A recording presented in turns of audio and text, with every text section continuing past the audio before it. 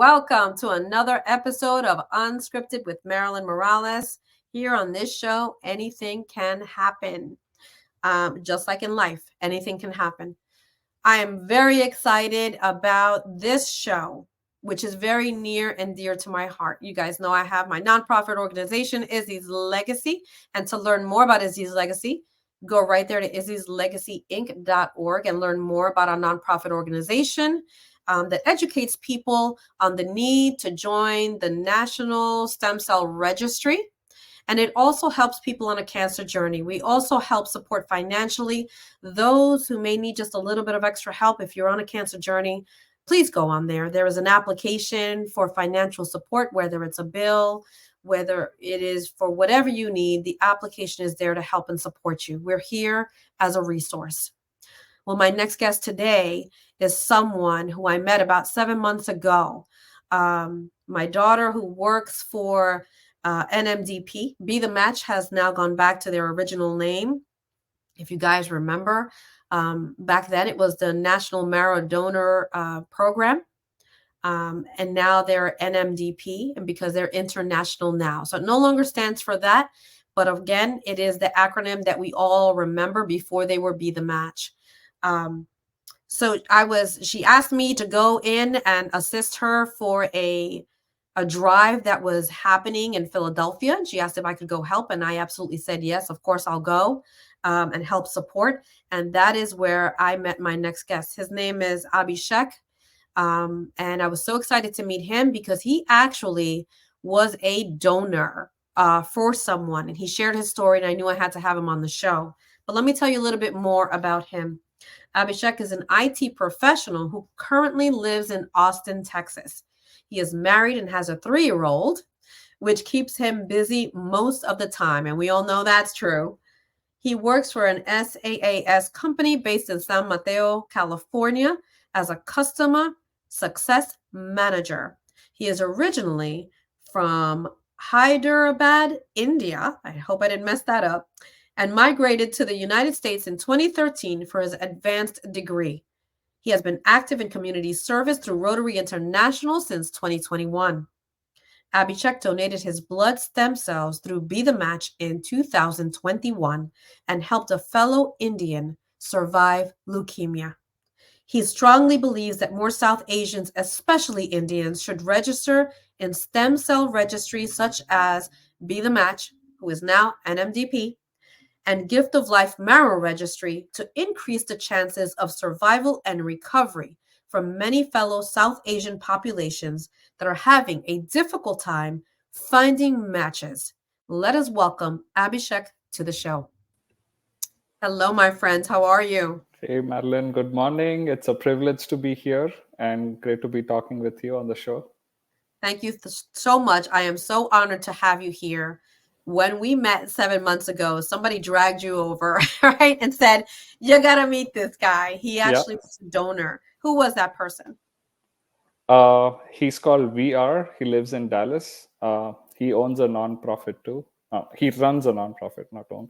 Well, basically, his intention is also to spread the word and make sure the South Asian community knows the problem that we are all facing right now, that there's a big challenge and shortage of donors. Finding a good donor for any patient suffering from various forms of cancer. And when VR got to know about me in July, he was so excited that I went through the entire donation journey. And I think he couldn't stop introducing me to you folks and share my story. That's what I was there with Be the Match, who we partner with. Izzy's Legacy partners with them, and we're volunteers. Yeah. And we have the very same mission. So I was excited with VR, and VR is going to be on my show. Okay, nice. He needs to be on my show because we need to talk about he and I and our interaction. You know, I wasn't scheduled to be there that day, right? And I was like, oh my God, I met so many wonderful people that day. And I was like, you guys is just, you know, solidifies what I keep talking about, that we have these communities that we don't have a presence on this registry and nobody knows, right? You don't know what you don't know, right? And that was one of the first things that I asked. I know about the Hispanic community, right? I know about the mixed ethnicity communities, but you guys are having the same challenge. South Asians. And I asked you that question, I think, then too, and you gave me a very interesting response. Why is it that you think that your population is having the same challenge? Can you answer that here? Certainly, various reasons, right? And let's take a step back. What happens to the requirements of the registry is they basically look for younger population. So anybody ranging from the age, I believe, 18 to 33 or 34. So I may be wrong. Please feel free 18 to to correct. 40. That, yeah, 18 18 to to 40. yeah, Yeah. they ideally look for that 18 to 34. Right. Yeah, up to The 40. reason being that it's a healthier population, and the body still doesn't get to show any wear and tear or any complications yet, and the stem cells are still very healthy at that time in life. And this is actually when many things happen, and with the life that happens for a younger population, right? They may be coming out of college, starting a career, or just getting married or having kids. So bigger milestones happening between that 18 to 40. And for an individual to realize that they could actually bring a change in somebody else's family, sometimes it's about prioritizing or that mindset of helping others, right? Right. So that, if that is not in their mind, things like these, like an opportunity to help a fellow Indian or a fellow South Asian, kind of don't take the priority. And that's where I feel challenged when I talk to my friends. They're like, okay, I'll think about it. I feel like, what's there to think about it? It's pretty simple, right? It's like any other blood donation. You're not donating your organs. So but that kept aside, my intention is actually to spread the word. There could be some individual that I could definitely bring a change in, or maybe have that individual tell someone else, hey, here's my friend who donated his stem cells, he's doing fine, it's been few years. He told me that it's pretty simple. Also, the problem, why are we doing this? Because to bring a change in somebody's life and their family's life too. Just imagine somebody, some individual in their 40s just disappear, like they lose their life because they couldn't find a donor. That's right. Yeah. Well, we all also have to acknowledge the scientific revolution that happened in this medical field, where, like many years ago, we didn't even hear about stem cell donation. There was marrow donation for a long time, which was a little painful for the donor, but stem cell donation is painless. Uh, Right. yeah. So the And you're whole, there. You did it, yeah, right? yeah. So tell me a little bit about that. And then, look, guys, 90% of the cases are stem cell donations. Hmm. And I think people still have that bone marrow, and then they hear bone, right? They think of going into the bone. It's not the case in the majority. Yeah. 90% is huge, right? So what was your process like? Yeah, and it's all about psychology, right? Unless you feel terrified about that entire process, Yeah. it is actually not. And let me be honest, my first blood donation attempt when I was in my undergraduate, or when I was pursuing bachelor's, actually couldn't complete my blood donation because I felt giddy. Uh, and after that, I never even attempted to think about it. But when this opportunity presented itself, I did not give it a second thought. I don't know what force was driving me, but I Wow. went ahead and told myself, this time I'm not giving up. No matter what, I'm not giving up. And it's called peripheral blood stem cell donation for a reason, because it's taken from your skin. uh, so and the entire donation process lasted for 6.5 hours from the time I checked into the apheresis center till the time I completed the donation, and the facility made sure I'm stable. Right. So, well, they draw blood like any other blood donation. So the blood goes out into a bag, and there's a machine that actually separates plasma, stem cells, and blood. So the blood and plasma come back into the body through another vein. On Depends on which side you're donating.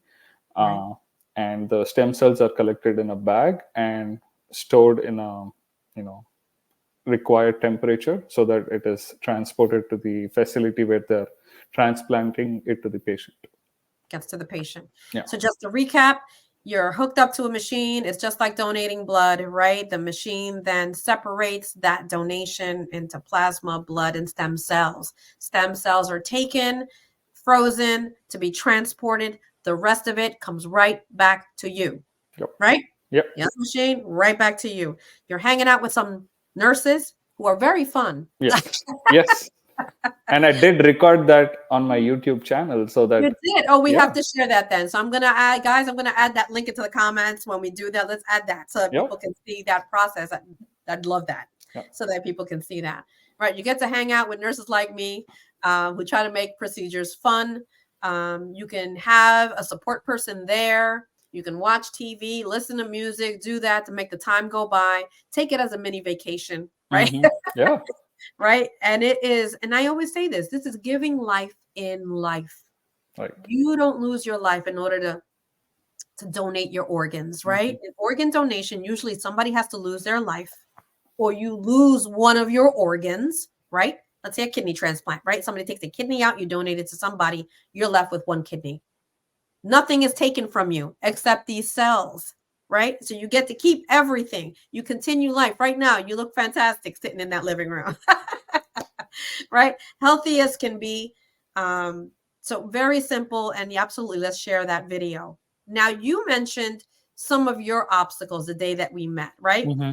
And it was family. Sometimes it's not you. You were driven by a force that you don't know what it was. Mm-hmm. You had to do this. Yeah. But your family was not as supportive. And not to say anything negative about that, but this happens a lot, Yes. right? This happens a lot in our cultures where everybody has a say in it. And because they don't understand what this is and they think that you will be harmed, Mm-hmm. they try to gear you the other way. Right. Talk to us about that. Sure. And in my case, it was a little bit more complicated because the donation was during the pandemic. So, Yeah. yeah. And in those days, just getting exposed to outside air, no matter what, whether you're in front of a person or you're in an open space, you don't know where you're getting COVID from, right? And when I told my parents and my family, my spouse, that, oh, I want to go ahead with this donation, they're like, no way, because we have a 3-month old baby at home. And they were like, do you want to risk your life? Like, this is another chapter of your life where you have a baby at home. You have Right. to be more responsible. And on top of it, because of the lack of education my family had on the stem cell donation, uh, there were many questions, and they were like, hey, is there a way that we can send them money, like the patient who's a match to you? Can we donate rather than Donate donating money. stem cells? Yeah. The money instead of your Yeah. stem cells. Like, Right. I told them, if somebody could afford for them to recover from cancer, they wouldn't even have explored the option to get stem cells or bone marrow. So I kept going, and at some point I realized, okay, I can't keep fighting with them. I need to have experts talk to my family. And again, this force, I don't know where it was pushing me from. It told me there's a doctor in my closer family network living in the US. So I Okay. immediately reached out to them. That person recently graduated from med school. And I called them and said, hey, here's my situation. I'm trying to help my family understand and even myself make a good decision whether I have to proceed with this donation. They immediately connected me with an oncologist in their network. And this oncologist, and I think everybody knows in the US, you never have a direct call with an oncologist or any specialist, right? That's Yeah, right. it's not, it's impossible. Unless you have a referral, you cannot talk to any specialist. So I got a chance to talk to an oncologist, and I told that lady, here's my wife sitting by me. She's a new mother with our 3-month old, but I'm calling you for a reason. I'm having challenge making a decision whether to go ahead with the stem cell donation. She cleared all the myths that everybody has, and she kind of congratulated me and thanked me that I'm thinking about this, because she knows firsthand how many patients pass away every day going through chemotherapy and continue to wait for a donor for years. And she told me, please don't think twice, it is a very simple process. Very simple process. Yeah, that was Cancer my does first not win. discriminate. Yeah. Cancer does not discriminate. Yeah. It doesn't care how much money you are. It Yeah. doesn't care who you are, Hmm. right? It doesn't Yep. care. Doesn't It's care. going to hit you.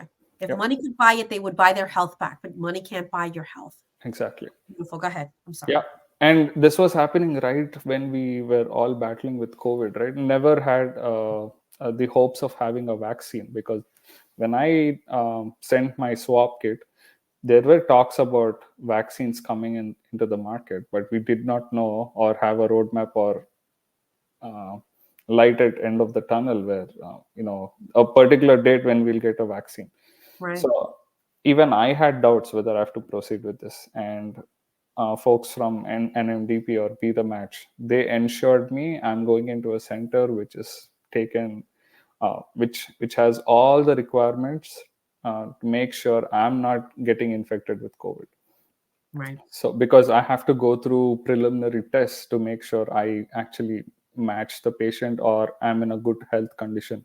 So they also have the requirements that the donor doesn't have diabetes, no smoking background, or no regular uh, alcohol consumption, just to make sure, because when my stem cells get transferred to the recipient, their body actually gets refreshed with the complete behavior that I have. So if I'm allergic to cedar, they start becoming allergic to cedar too.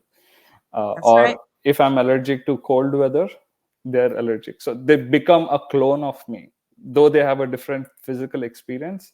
All their, uh, I Your think, immune system is transferred. immune It's your system. immune Correct. system that's transferred Exactly. to them. So here's interesting. Let's say that your blood type is different. You're an A and they're an O. Their chemotherapy kills theirs. When they get Hmm. yours, they now become what you were. They Yep. are no longer an O. They are now an A. Yep. Right? Yep. That's Right. how important this is. That's why I want people to understand how important this is. Yeah. That whole donation process. Right. And the second stage was to convince my parents. They were in India then, so, and they were the ones that were telling, "Hey, let's help them with money. You don't have to, take the risk of donating stem cells." You know Yeah, what they I didn't want did? to risk their baby. They didn't want to risk their baby that Yeah. anything happened to you. And I think Yeah. that this happens a lot. A lot of people need those myths dispelled, guys, and that's why we're here because we're Hmm. dispelling that. You're actually talking to somebody who did it. He's still here. Nothing happened to him, right? He's Yeah. telling you it is an easy process. When you talk about the kind of donations of organ donation, I think this is the simplest one, right? This Right. is easy. This Yeah. is easy. There should be no question. I'm Hmm. glad you were guided to do that. Hmm. Saved someone's life. They will now be able to, even if it's like in my case, I got 6 extra months with mine because of it. She would have passed way before that. We got to enjoy her as a little girl. She was able to have memories and experiences, and we now work in her honor and because of her, right? And it was because of that donor. Had he not done what he did, I Hmm. would not be here being able to talk like I am and spreading awareness like you are. Yeah. Yeah, thank you. Did your family finally come to terms with it? Did they finally understand, especially mama? Yeah. So I was getting there. I had to do something unconventional, especially from an Indian culture. I had to hide it from my parents that I'm going ahead with the donation. So my spouse supported me through the entire process. We did not tell our parents because we felt like, okay, we got all the right information. Now, continuing to have these cycles of convincing parents is only going to delay the donation process, and I'm increasing the wait time for the patient Right. who's going through the chemo and whatnot. They're going through some emotional journey too. So I went ahead and told NMDP, okay, I'm ready for the donation. So they arranged all the logistics, and I flew from California to San Antonio. Uh, and this another hurdle there, we had the great winter storm in Texas that week. I was Mm. scheduled to donate my stem cells on 17th of February 21. That week was like a blackout in Texas. All the roads were Wow. filled with snow. That doesn't And happen in Texas. yeah, yeah. Who guessed there would be snowfall in Texas, right? So, Oh, Lord. and it happened, and then they rescheduled me to 21st of February, and luckily by then things came back to normal. I was in Austin in my friend's home, and then I drove to San Antonio. My friend drove me there, uh, and that's it. And the rest is history. Yep. And how were you able to keep it from your parents? What did you have to do to keep it from them? I stayed silent. I pretended like things are normal, everything's going fine. And there's a time zone shift, right? Like when it's night there, it's morning here. So they were sleeping when I was donating my stem cells. Well, listen, and it helped that they weren't in the same state as you, right? Watching you. But after the fact, I realized, okay, now it's time for me to tell everybody that I'm here, I'm doing fine. And Right, many parents, like my parents, also need to understand that they have to support their children who are making these bold choices of donating stem cells. Like, right. I Because I'm sure think, it's comfortable for you to do that. yeah. Like you say, it's not part of your culture. You guys talk Hmm. about everything, Yeah. but you knew that you had to save somebody's life and you had to do something you didn't want to do, Right. right? So, what was the reaction once they found out? Yeah, they were like, you still went ahead and did that, really? But yeah, after a few months from this donation, an organization in Houston, they actually recognized my blood donation. They called us for their gala and awarded us. That was moment of realization for my parents. Oh, my son's being awarded by somebody. They're recognizing him. Okay, they were extremely happy about it. That I was in presence of some 60 MDs, many working in MD Anderson and the greatest hospitals in Houston. They were all there in the room, and when my father got to know that we are all there in their presence and his son is being recognized for what he did, moment of truth for him. Okay, he said, okay, I'm going to tell all my friends, Oh, now I'm and going to tell my yeah, friend. and my friends' children to look up and start sending their swap kits too, because many of his friends' children are in my age group too. Okay, well, listen, you did a fantastic thing because by defying, which is something you don't do, right? Defying your elders, you now are saving so many more lives. Not just the person that you did, but because of awareness, because Yeah. people now see, hey, he did it and he's okay. I can do it now. And telling Right. parents, support your children, let them do this. You're Hmm. saving so many lives. So I honor Yeah. you here. Thank Thank you you. so much for everything that you've done. Right. And listen, I want to continue to work with you and then bring more awareness because this is what we do. Right. Yeah. Excellent. Excellent. So this is a question that I ask and before we get to that, I want you to speak on being a donor, right? And the importance of connecting. So people out there that have received donations, right? Hmm. Um, Hmm. we always hear about them. And they always think about the person who donated. Like in my case, the person who donated for my daughter, my family has always prayed for him. He has allowed me to say his name. His name is Mike Hensley. He's our hero, right? Always from day one. And at one point, I said, you know what? I'm sure that they told him that she passed, but I bet you that he's wondering if his stem cells had anything to do with that, right? Or that it didn't work.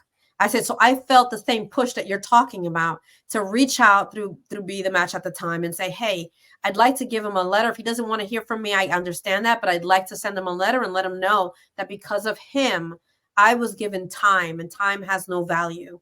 I was given time with her, right? And I want him to know that we honor him and that he's our hero. And he immediately connected with us. I know that you're now looking to try to connect with the person you Hmm. donated with. So tell us from your perspective how that feels. Yeah. So, well, I'm at a stage where I have the email address of my recipient, and I had my NMDP coordinator kind of help me connect the dots. And so she reached out, my NMDP coordinator reached out to the recipient asking if they're willing to either meet me in person or have a phone call, so that we get to know each other and understand how things are, whether that stem cell donation actually works. So at the moment, I believe there are times where the recipients are still not comfortable to Yeah, talk to the donors or anybody involved in the process, because they're still coping or recovering from that absolutely. their past, right? And I'm sure, I don't know all the technicalities, but it will definitely take a few years for their body to adjust to the new immune system. It's a shock for them Yes, too, there's because challenges that come. Yeah, there's challenges with the entire yeah, process of having leukemia, right, getting the donation, potential. Your life changes completely. So we're right. mentally adjusting to that. mentally, and I don't know at what stage in leukemia did that recipient actually receive these stem cells. Was it an advanced stage or a near advanced stage? I don't know. So I'm open for that communication. Like I was telling you before, I'm also going to take the initiative and write them an email saying, introducing myself and sharing things about my family and my experience since the time I donated my stem cells to. Perhaps they will know my side of the story on what drove me to uh, do the donation. That way, Right. they get to know a little bit more. And just some more information on this donor experience, right? I actually worked with Rotary International to have my story published in the magazine. So Rotary International is a 2.3 million member organization, more than 2.3 million. Uh, Across the world. So just imagine my story being read by so many readers across the world. Many clubs discussing about it, at least giving them an idea that an Indian living in the US took the initiative to donate their stem cells. Right, that's one. And Absolutely. That's there's huge. another organization that published a blog. They're called India Spora. They published a blog post a couple of days back. So I'm making sure my Indian community hears firsthand that this process is safe. They need to think about it. It's not about me promoting myself that I did this. It's about I want somebody else also to give it a thought, no matter what, where you're in life. That 18 to 40 years, the golden period where you're enjoying your younger life, you also have an opportunity to save somebody's life. That's right. And we're not discriminating against those that are older than 40, as you shared. The younger the donor, the healthier the cells are. And for the recipient, for them, it means life or death. Right. So we want those cells to be as healthy as possible so that they don't need another transplant, so that these cells replicate and they can go on because they have further challenges past the donation. And that is Mhm. why.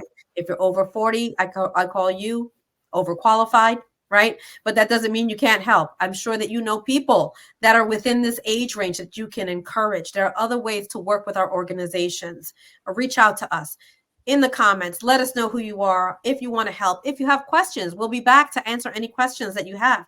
I'm going to let Abhishek know when his episode airs. If there's any questions, he'll come back and Mhm. he'll answer them. Again, thank you so much for coming on the show. And our last question for you is, how do you define success? Yeah. And before I elaborate a little bit more, I come from a country where we have Mahatma Gandhi. We call him the father of the nation. Everybody knows Gandhi. And there Yes, are few quotes from his life that touch people, right? Different incidents. So one of his quote is, "Be the change you want to see in the world." amen. So, and I think the popular quote in the US is "Lead by example."